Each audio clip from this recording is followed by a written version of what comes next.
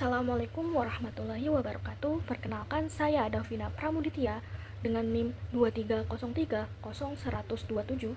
Di sini saya akan membahas outline artikel yang saya buat hingga alasan mengapa saya memilih artikel tersebut untuk dibuat.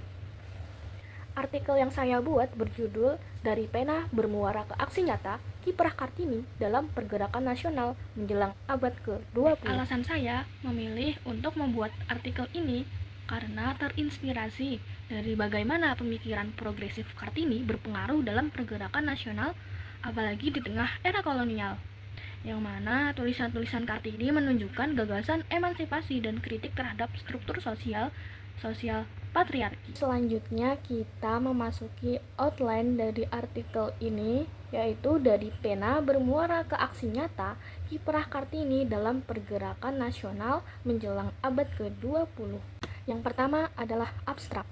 Nah, di dalam abstrak ini saya menulis tujuan, pendekatan, kemudian kesimpulannya, yang mana abstrak ini berbunyi, penelitian ini bertujuan untuk menganalisis kiprah Raden Ajeng Kartini dalam pergerakan nasional menjelang abad ke-20 dengan menyoroti kontribusi pemikiran progresifnya terhadap emansipasi wanita dan pembentukan kesadaran kebangsaan.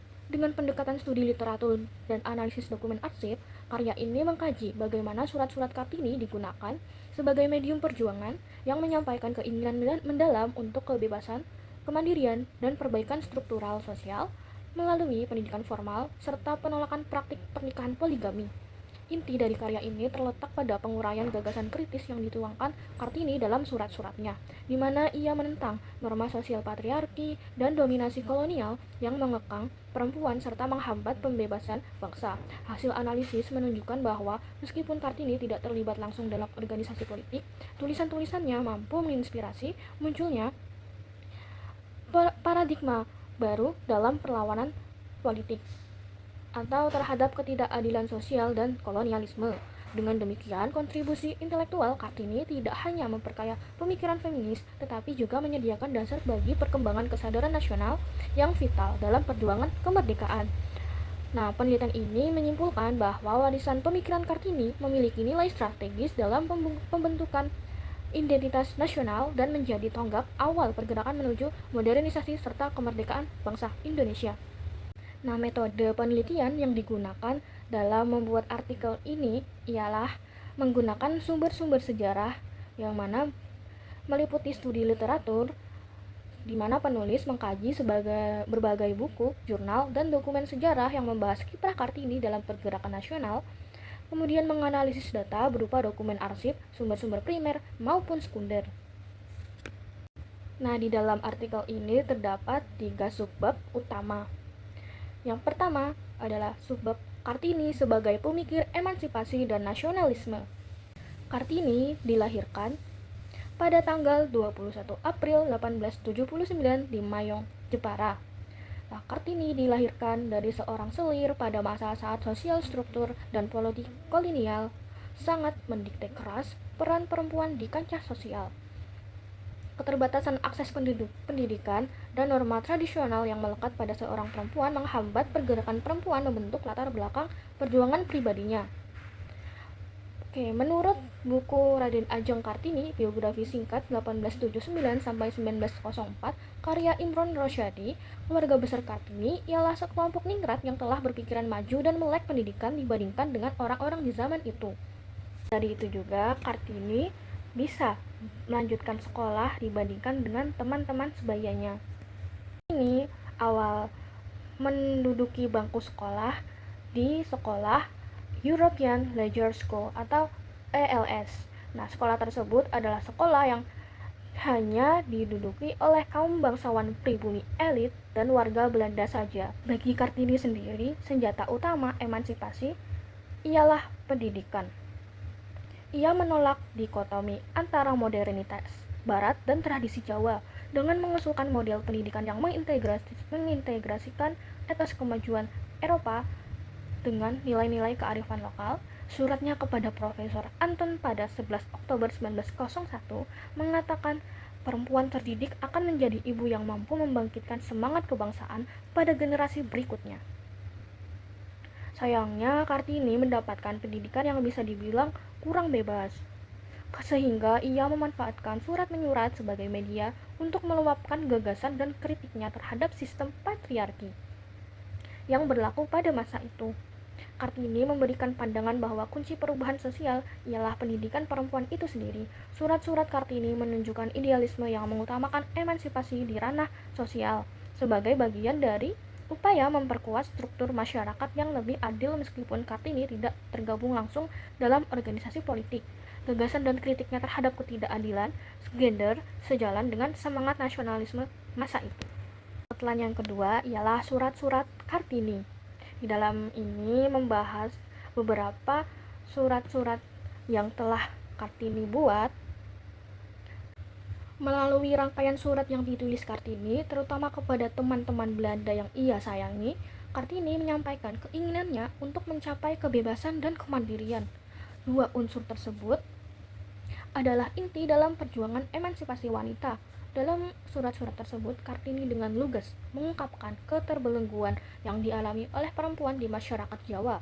Misalnya kepada temannya di negeri Belanda, yaitu Estelle, ia pernah menceritakan bagaimana adat istiadat di kota asalnya, Jepara, sangat mengekang kebebasannya.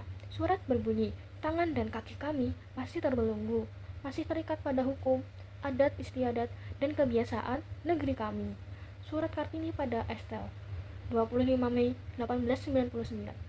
Ungkapan tersebut mencerminkan bagaimana patriarki yang kian mengikat dan mengekang perempuan. Lalu surat-surat tersebut tidak sekedar menggambarkan kondisi eksternal saja. Surat-surat tersebut juga mencerminkan tindakan pribadi Kartini dalam menggunakan sastra sebagai alat perjuangan. Ia memilih menulis sebagai media untuk menyuarakan kritik terhadap norma dan kebiasaan yang ada, sekaligus menjadikan sarana untuk mendokumentasikan aspirasi serta keinginannya agar perempuan dapat menempuh pendidikan yang layak dan menolak praktik pernikahan poligami. Selain itu, dalam salah satu suratnya berbunyi, bukan hanya suara dari luar, dari Eropa yang masuk ke dalam hati saya, yang membuat saya menginginkan perubahan keadaan saat ini. Jauh semenjak saya kanak-kanak, ketika emansipasi belum ada bunyinya, belum ada artinya buat saya. Tulisan dan karangan tentang hal itu jauh dari jangkauan saya. Muncul dari dalam diri saya keinginan yang makin lama makin kuat, yaitu keinginan akan kebebasan, kemerdekaan, dan berdiri sendiri. Kemudian keadaan yang berlangsung di sekitar saya yang mematahkan hati dan membuat saya menangis, membangkitkan kembali keinginan itu. Surat Kartini pada temannya, Estelle. Kartini secara tegas menyatakan bahwa keinginan untuk bebas dan berdiri sendiri berasal dari dalam dirinya, bukan semata dari pengaruh luar, melainkan dari dorongan batin untuk mengubah keadaan yang mengekang perempuan. Dalam pemikirannya, konsepsi emansipasi wanita adalah tentang upaya untuk mencapai kebebasan dan kemandirian, terutama dalam ranah pendidikan dan kehidupan berumah tangga. Kartini mendambakan agar perempuan mendapatkan akses pendidikan formal serta menolak praktik pernikahan poligami.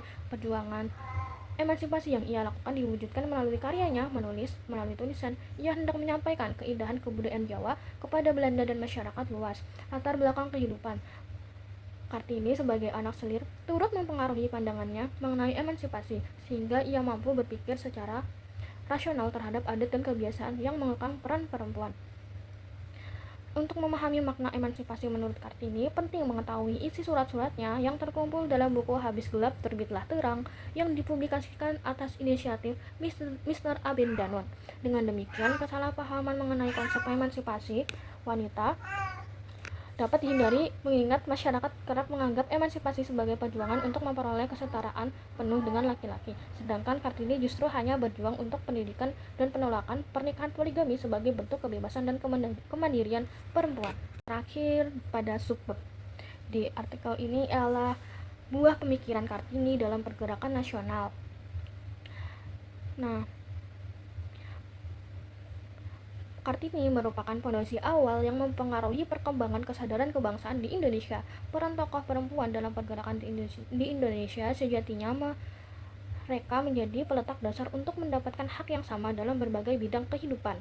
Tulisannya mengenai pendidikan dan penolakan terhadap poligami meskipun pada intinya merupakan perjuangan emansipasi, juga menyiratkan keinginan untuk membebaskan bangsa dari belenggu kolonialisme. Dengan demikian, buah pemikiran intelektual Kartini tidak hanya memperkaya pemikiran feminis Indonesia, tetapi juga membantu membentuk kerangka pemikiran kritis yang mendasari kebangkitan nasional menjelang abad ke-20.